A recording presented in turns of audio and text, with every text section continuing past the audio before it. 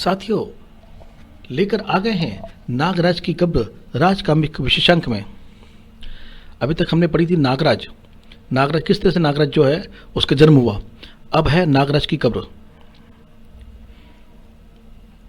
आइए पढ़ते हैं इस शानदार कॉमिक्स को। नागराज की कब्र कुख्यात वैज्ञानिक प्रोफेसर नागमणि ने नागराज का निर्माण आतंकवादी ग्रोह के लिए किया था। एक ऐसा शस्त्र जो प्रत्येक परिस्थिति का मुकाबला कर सकता था। महाशक्तिशाली नागराज को आतंकवादी ग्रोह के सरदार बुलडॉग ने किराए पर प्राप्त कर लिया और नागराज ने आसाम में विनाश प्रारंभ कर दिया था। लेकिन एक शक्तिमान योगी महात्मा गोरखनाथ ने नागराज को अपनी गुप्त शक्तियों के बल पर पकड़ लिया और फिर नागराज के मस्तिष्क का ऑपरेशन कर उसे प्रोफेसर नागमणि के चंगुल से मुक्त कर दिया। तब नागराज नेकी के रास्ते पर निकल पड़ा और उसने कसम खाई कि वह दुनिया के सभी आतंकवादी ग्रोह का सफाया कर देगा। बुलडॉग मेरा पहला शिकार होना चाहिए क्योंकि उसी ने मुझे किराए पर हासिल किया था। आसाम में उसके कई बेकार कैंप हैं। मुझे सबसे पहले साकू कबीला देखना चाहिए।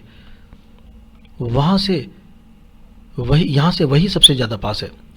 नागराज नाग रस्सी की मदद से जंगलों की ओर पार करता हुआ साकू कबीले की ओर बढ़ चला और फिर सोचता हुआ इन्हीं कैंपों से मुझे बुलडॉग के हेडक्वार्टर का पता चल जाएगा। एक रात का सफर तय करने के बाद नागराज सुबह साकू कबीले जा पहुंचा। यह मेरे लिए स्वर्णिम सवेरा है जो इन लोगों के लिए तबाही का अंधेरा लेकर आया है। नागराज बस्ती के एक खस्ता हाल होटल में जा पहुंचा। क्या तुम शेखू को जानते हो? वह इसी बस्ती में रहता है। शेखू? ठहरो, वहां बैठो। पता नहीं शेखू का नाम सुनकर यह क्यों घबरा गया। उधर होटल मालिक होटल के पिछवाड़े जा पहुंचा।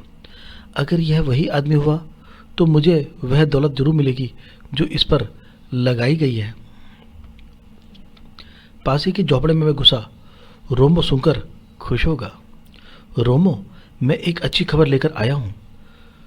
फिर तो मैं सुबह सुबह तुम्हारा मुंह कड़वा जरूर करूंगा।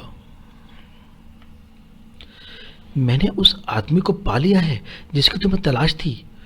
मुझे तो हर उस आदमी की तलाश है जो पैसा पैदा कर सकता है। किसी दिन यह शराब तुम्हें ले डूबेगी। इसी शराब के कारण तुम्हारी ताकत शेखू से कम पड़ती जा रही है। मेरे दुश्मन शेखू का नाम किस तरह लिया तूने? सवेरे सवेरे कमीने, भाग जा वरना मैं तेरा गला काट दूंगा। रोमो, मैं तुम्हारा दोस्त हूं। तुम्हें फिर से ताकतवर देखना चाहता हूं और तुम भूल रहे हो कि मैं तुम्हारे लिए एक खुशखबरी लेकर आया था। ओह, मुझे गुस्सा बहुत आने लगा है। खैर बता, क्या खुशखबरी लेकर आया है? बहुत दिनों के बाद एक आदमी शेखू की तलाश में आया है और यह वही आदमी मालूम पड़ता है जिसने मूर्ति लूटी थी और जिसे शेखू तलाश करता फिर रहा है। तुम्हें कैसे यकीन है कि यह वही आदमी है? शेखू ने मुझे उसका हुलिया बताया था। उसका कहना था कि उस हुलिया का आदमी कभी नजर आए तो तुरंत उसे खबर करके 5,000 रुपये इनाम हासिल कर लूं। बेवकूफ, जिस आदमी को शेखू तलाश कर रहा है वह खुद शेखू को तलाश करने उसी की मान में क्यों आएगा? मैं इस बारे में ज्यादा कुछ नहीं जानता, लेकिन हुलिया तो वही है। सांप जैसी आंखें, उसकी खास पहचान है। मेरे दिल कहता है कि यह वही आदमी है। जरूर वह मूर्ति लेकर आया होगा। इससे पहले कि वह शेखू के संपर्क में आए हम काम कर सकते हैं। सबसे पहले यह जानना जरूरी है कि यह वही मूर्ति चुराने वाला है या कोई और। तुम उसे शेखू से मिलाने के बहाने झींगा गार में ले आओ। लेकिन याद रहे, इस मामले में हमारी पार्टनरशिप 50-50 होगी। शराब का खर्चा निकालकर जो मिलेगा आधा आधा। यह रोमो मर जाएगा लेकिन शराब नहीं छोड़ेगा। होटल मालिक वापस होटल में लौट आया। ए मिस्टर, चलो मैं तुम्हें शेखू से मिलवा दूं। चलो। सचमुच वही है। बिल्कुल यही हुलिया बताया था शेखू ने। अब तुम इस गार में उतर जाओ। मुझे यहीं से वापस लौटना है। धन्यवाद दोस्त, तुमने मुझे यहां तक का रास्ता दिखलाया। रोमो, वह झींगा गार में उतर चुका है और यह 100% वही आदमी है जिसका नाम नागराज है। ठीक है, अब तुम होटल पर जाके मेरा इंतजार करो। सबसे पहले मुझे इस गार का रास्ता बंद करना होगा, फिर चोर रास्ते से अंदर जाऊंगा। मेरा बेवकूफ़ दोस्त कालू कहता था कि शराब ने मेरी ताकत छीन ली, लेकिन अब भी मैं इन चट्टानों को उठा सकता हूँ। अगर मेरा बेवकूफ़ दोस्त मुझे चट्टान उठाते देख लेता तो शायद गश खाकर ही बेहोश हो जाता। यह पतली दरार अपने शरीर की मांसपेशियां सिकोड़ने की कला जिसे आती हो, वही ऐसे चोर दरवाजे को पार कर सकता है। गार में, नागराज, नागराज, क्या तुम मेरी आवाज सुन रहे हो? जरा मुंह पे हाथ रख के आवाज लगाता है। अगर मेरी आवाज सुन रहे हो तो जवाब दो। हाँ हाँ, मैं तुम्हारी आवाज सुन रहा हूं। उसकी आवाज तीसरे मोड़ वाली गुफा से आ रही है। इस गार की आवाज का अनुमान सिर्फ मैं ही लगा सकता हूं। यह आवाज गूंजती है, जरा सी आवाज पूरे गार में सुनाई पड़ती है और अंदाजा लगाना मुश्किल होता है कि आवाज कहां से आई है। हैरान होने की जरूरत नहीं नागराज, मैं ठीक तुम्हारे पीछे खड़ा हूं। है क्या? चौंक जाता है नागराज। क्या तुम शेखू हो? हाँ, मैं ही शेखू हूं। मूर्ति कहाँ है नागराज? पहले मैं तुम्हारी पहचान करूंगा कि तुम शेखू ही हो या कोई और। अपनी दाई हथेली दिखाओ। वो दाई हथेली दिखाता है। तुम शेखू नहीं हो। बुलडॉग के सभी क्षेत्रीय सरदारों के हाथ में एक चिन्ह गुदा होता है, वह तुम्हारी हथेली पर नहीं है। ये रहा मेरी हथेली का निशान, डिशुम। और नागराज पे एक मुक्का चलाता है। मैं मास्टर रोमो हूँ। रोमो जो इस दुनिया में सिर्फ एक है और अकेला है, जिसके पुरखे ताकत की पूजा करते थे और जो मुझे विरासत में मिली है। मार्शल आर्ट्स में इसे मंकी ब्लो कहते हैं। ताड़ और तारे तारे दिखा दिए उसने नागराज को। नागराज बोलता है, यह हाथापाई बंद करो और पहले मेरी बात सुनो। मास्टर रोमो अपने प्रतिद्वंदी को बोलने का मौका जरूर देता है। बोलो, तुमने मुझे यहाँ बुलाकर घेरने की कोशिश क्यों की? क्या दुश्मनी है तुम्हारी मुझसे? हाँ, ये बात तो तुम्हें जरूर पूछनी चाहिए, इसका तुम्हें हक है। नागराज, तुम वह शख्स हो जो आसाम के पौराणिक मंदिर से करोड़ों की मूर्ति चुरा कर ले गए थे, और जिन लोगों के लिए तुमने यह काम किया था, मूर्ति अभी तक उन्हें नहीं पहुंचाई। इसका मतलब वह मूर्ति अभी तक तुम्हारे कब्जे में है। उसे मैं हासिल करना चाहता हूँ। क्या तुम्हारा संबंध शेखू से है? कभी था, जब मैं उसके लिए भाड़े का कातिल बनकर चंद रुपए पा लेता था। मैंने इस गिरोह के लिए बड़े बड़े काम किए, लेकिन फिर भी मुझे इस कारोबार से नफरत हो गई और मैंने शेखू के लिए काम करना छोड़ दिया। लेकिन मैं तुम्हें यह सब बताने नहीं आया हूँ, मैं तुमसे मूर्ति हासिल करने आया हूँ। देखो भाई, ऐसा है, मूर्ति तो मेरे पास नहीं है, ना ही तुम उसे हासिल कर सकते हो। ठाक हमला कर बैठा वो। रोमो ने कर दिया हमला, ठाक ठाक ठाक ठाक, और उछाल फेंका।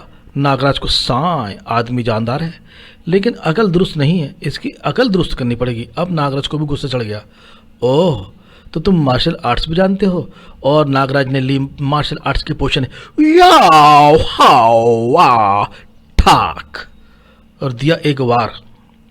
स्नैक हैंड का माहिर है। ठाक ठाक ठाक ठाक ठाक ठाक ठाक ठाक, तड़ाक आ, और दोनों की फाइटिंग शुरू होती है। ठाक आ ठाक तड़ाक, साए साए। मैं चाहूं तो तुम्हारी जिंदगी छीन सकता हूं रोमो। और रोमो के ऊपर हावी हो जाता नागराज। भले ही तुम मास्टर हो, लेकिन मेरे मुकाबले नहीं रह सकते। पहली बार मेरा पाला पड़ा किसी उस्ताद से। मैं अपनी शिकस्त कबूल करता हूं। और रोमो ने मान ली हार, हाथ जोड़ के लेट गया। तुम चाहो तो मेरी जिंदगी छीन सकते हो, क्योंकि मैंने तुम्हारे साथ बहुत बुरा सलूक किया। झींगागार में फंसा, मेरे शिकार आज तक निकल नहीं पाया। तुम पहले व्यक्ति हो जिसकी शक्ति अपरंपार है। मैं तुम्हारी गुस्ताखी माफ करता हूं, लेकिन गिरोह के लोग इस गुस्ताखी की सजा मुझे जरूर देंगे। मैं कुत्ते की मौत नहीं मरना चाहता हूं, इसलिए बेहतर है कि तुम मुझे यहीं कत्ल कर दो। किस गिरोह की बात तुम कर रहे हो? वे मेरे दुश्मन हैं। मैं इस बुराई के विरुद्ध लड़ने वाला एक सिपहसालार हूं। मूर्ति उसी मंदिर में पहुंच चुकी है जहां से चुराई गई थी। अगर यही बात है तो मैं तुम्हारा सिपाही बनकर कुत्ते की मौत मरने के लिए भी तैयार हूं। सिपाही नहीं, दोस्त। नागराज, तुम सचमुच महान हो। मैं बाहर निकलकर गार का दहाना खोलता हूं। इसकी कोई जरूरत नहीं है दोस्त, मैं भी तुम्हारी तरह इस दरार से निकल सकता हूं। दोनों गार से बाहर निकल आए। रोमो, जब उन लोगों को पता चलेगा कि तुम विद्रोही हो गए हो तो? नहीं, इसका उन्हें कुछ पता नहीं चलेगा, क्योंकि अब मैं उनके लिए काम नहीं करता हूं। एक बात याद रखना रोमो, मैंने तुम्हें अपना दोस्त बनाया है, इसलिए तुम बुलडॉग के बारे में हर बात सच सच बताओ। इस खेल में तुम विभीषण की भूमिका अदा करोगे और मैं राम की। इस तरह रावण की लंका भस्म हो जाएगी। अभी हम शेखू के पास चले जा रहे हैं, लेकिन उसे हमारी योजना का पता नहीं चलना चाहिए। अब मुझे फिर शराब की तलब महसूस हो रही है। दोनों वापस उसी बस्ती में लौट आए। हम रात के अंधेरे में शेखू तक पहुंचेंगे। बस्ती में अंधेरा फैल गया। अब यह शराब पीनी बंद करो और मुझे शेखू के पास ले चलो। हाँ, अब तक वह अफीम की खेती से लौट चुका होगा। और रोमा ने दारू पीते पीते बताया, यह तो गोल घेरे में झोपड़ियाँ बनी हैं, सब शेखू की हैं।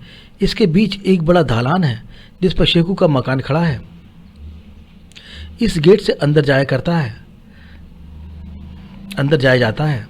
गेट पर स्टेन गनधारी खड़े हैं। भाई रुक जाओ, कौन हो तुम लोग? अबे मैं रोमो हूँ, गधे की औलाद, तुम सबका बाप। और यह शराबी बास का बहुत मुंह लगा हुआ है, लेकिन इसके साथ कौन है? यह मेरा भाई है, काम मांगने आया है। रोमो की इतनी बेकदरी कि तुम उसे रोकने की हिम्मत कर सको? जाने दो, इसके मुँह क्यों लगते हो? ठीक है, जाओ। शेखू ढालान में बैठा था। रोमो आया है, बॉस अपने भाई को साथ लाया है। ठीक है, उसे यहाँ भेज दो भाई। मैं रोमो का भाई नहीं हूँ और तुमसे अकेले में बात करना चाहता हूँ। क्या मतलब? तुम कौन हो? नागराज। नागराज? सबूत चाहिए तुम्हें इसका? नहीं, मुझे इसकी जरूरत नहीं। रोमो किसी गलत आदमी को यहाँ नहीं ला सकता। तुम सब लोग नागराज के स्वागत के लिए जश्न की तैयारी करो। हम तुम्हें तलाश कर रहे थे नागराज। रोमो तुम्हें कहाँ मिला? करीब के जंगलों में रास्ता भटक गया था, वहाँ रोमो मुझसे टकरा गया और फिर मुझे यहाँ ले आया। अच्छा, वो मूर्ति कहाँ है? फिलहाल मैंने उसे कहीं छिपा दिया है। उसकी वजह से एक जादूगर मेरे पीछे पड़ गया था। उस जादूगर की वजह से हम पहले भी बहुत नुकसान उठा चुके हैं। मूर्ति उसके हाथ तो नहीं लगी? नहीं, फिलहाल उसे हासिल करना भी संभव नहीं है। इस समय सबसे आवश्यक काम है मेरी बुलडॉग से मुलाकात होना, और उसकी व्यवस्था तुम ही कर सकते हो। मैं हेडक्वार्टर को तुम्हारा संदेश पहुंचा दूंगा, फिर जैसा आदेश ऊपर से प्राप्त होगा उसी का अनुरूप काम किया जाएगा। नागराज के स्वागत में जश्न मनाया गया तुम्हारे संबंध में, और नाच गाना शुरू हो गया। हुम्बा हुम्बा होले ओला लो, हुम्बा हुम्बा ओले ओला लो। नाच गाना शुरू।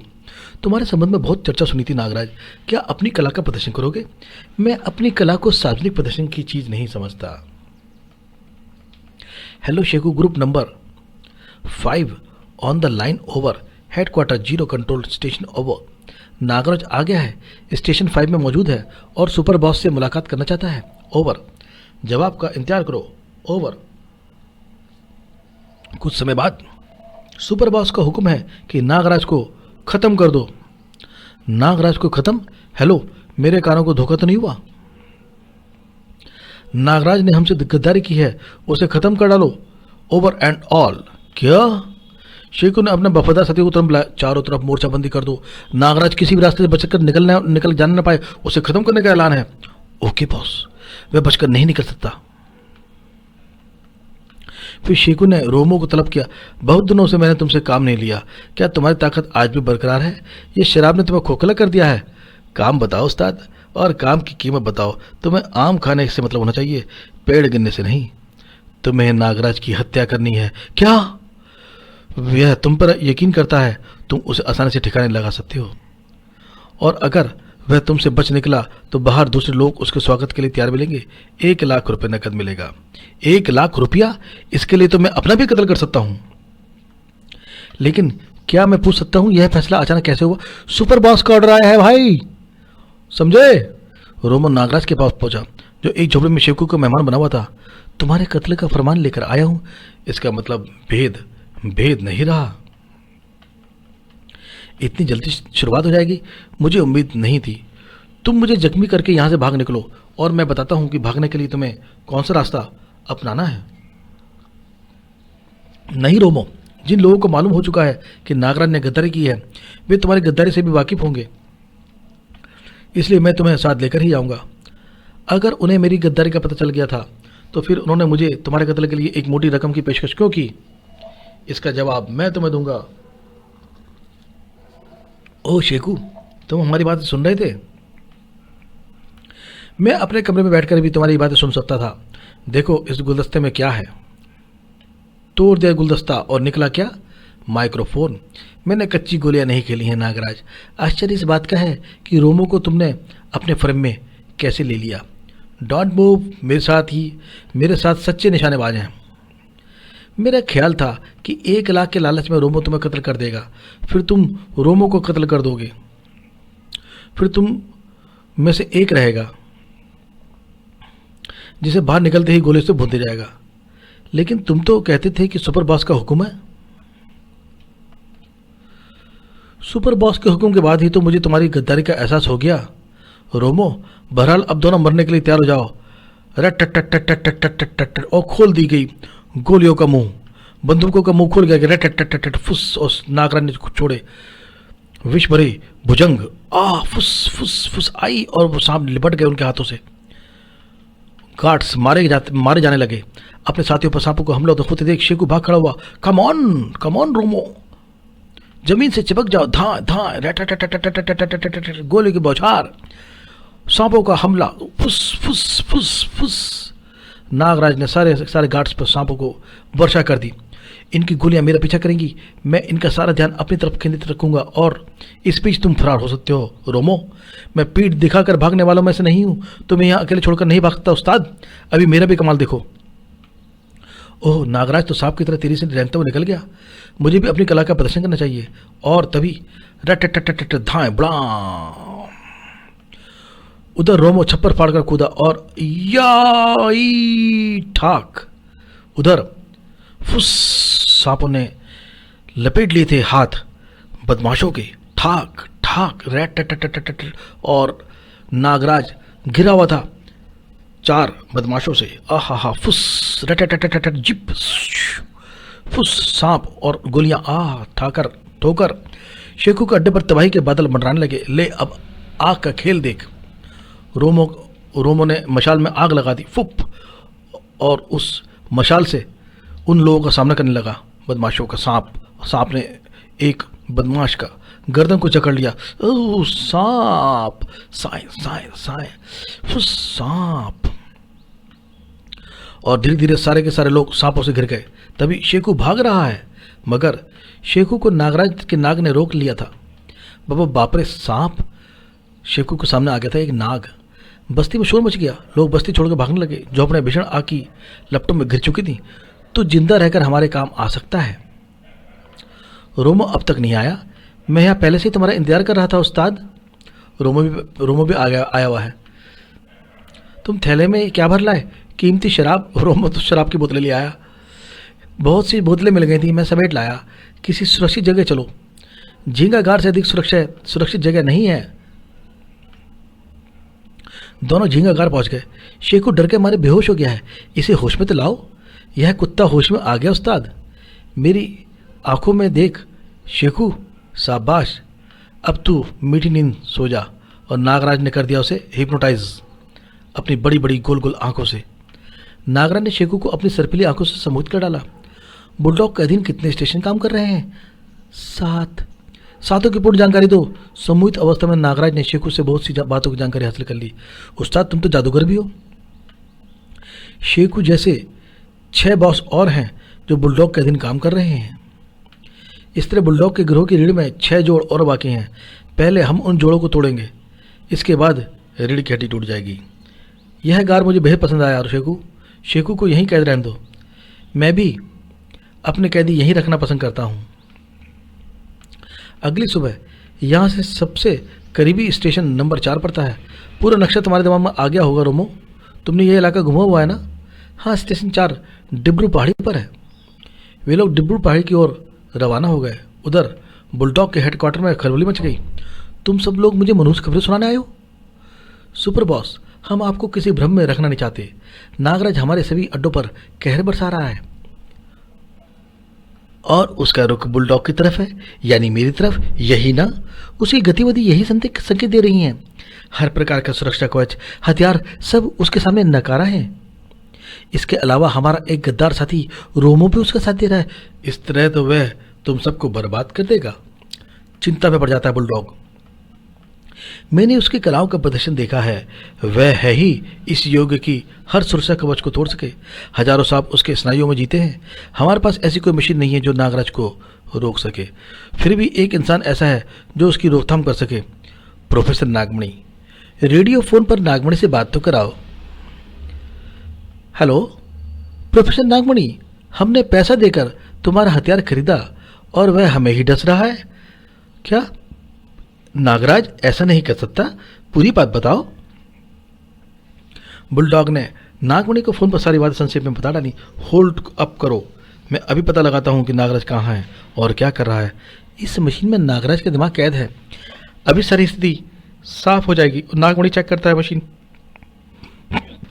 ओह, इस मशीन से तो उसका संबंधी विच्छेद हो गया है। इसका मतलब वह मेरे कंट्रोल से बाहर हो गया है। ओह माय गॉड, मेरी मेहनत पर तो पानी भर गया। 20 साल की मेहनत पानी में। अब तुम्हारी भलाई इसी में है कि अपने सभी बचे कुछ अड्डों को खाली कर दो। नागराज अब मेरे कंट्रोल में नहीं रहा। बेवकूफ गधा। सबसे पहले तो नागराज ने यह गद्दारी की कि मूर्ति चुराकर भी हमें नहीं दी। हमने दंगा भड़काना चाहा तो वो भी नाकाम हो गया। इस नागमणि ने भी हमारे साथ धोखा किया है। मैं इन सबको चुन चुन कर मारूंगा। सुपर बॉस, 7वां अड्डा भी तबाह हो गया। उफ, इसका मतलब अब वह इस जगह से अधिक दूर नहीं। सब लोग हेडक्वार्टर खाली करके कंपाली दर्रे में फैल जाओ।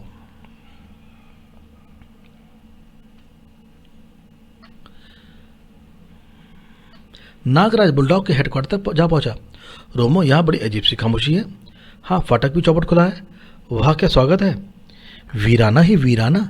फाटक तो बंद हो गया और चारदीवारी पर भी बिजली का करंट प्रवाहित कर दिया गया है ना? ऐसा ही होगा ना? लेकिन यहाँ तो कोई भी नजर नहीं आ रहा। उस्ताद, लेट जाओ। ब्लाम! और इस धमाके के साथ ही उड़ गई हवेली। दुम धड़ाम। फाटक के चारदीवारी को मत छूना। बड़ाम! फिलहाल इस गड्ढे में कूद जाओ। हमारे ऊपर मिट्टी और पत्थरों का रेला उड़ा चला आ रहा है। इस गड्ढे से बाहर निकलो वरना हमारी कब्र यहीं बन जाएगी उस्ताद। अगर हम बाहर निकले तो हमारे चिथड़े उड़ जाएंगे।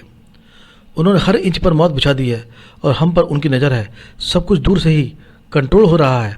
ओह, जमीन में भूकंप, मिट्टी और पत्थरों का रेला, जमीन पर दरारें पड़ रही हैं। बस हमारा किस्सा खत्म हो गया उस्ताद। मैं आखिरी बोतल मुंह से लगा लूं। क्या नागराज इस कब्र से बाहर आ सकेगा? नागराज की कब्र। राज कॉमिक्स के आगामी शब्द पढ़िए, नागराज का बदला। तो ये था नागराज की कब्र। नागराज के बाद ये नागराज सीरीज का दूसरा कॉमिक्स। आगे हम पढ़ेंगे